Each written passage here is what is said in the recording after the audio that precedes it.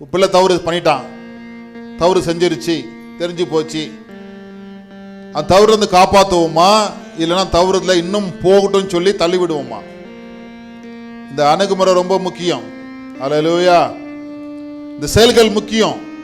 அது மாதிரி நம்மளுடைய பாதிப்புல, நம்முடைய பலவீனங்களில, நாம் ஏதாவது ஒரு கஷ்டங்களை மாட்டிக்கொள்ளும் பொழுது நம்முடைய ரட்சித்த ஆண்டவர் நம்முடைய எப்படி நம்மளை அணுகுப்படுத்துகிறார். ஆமென்.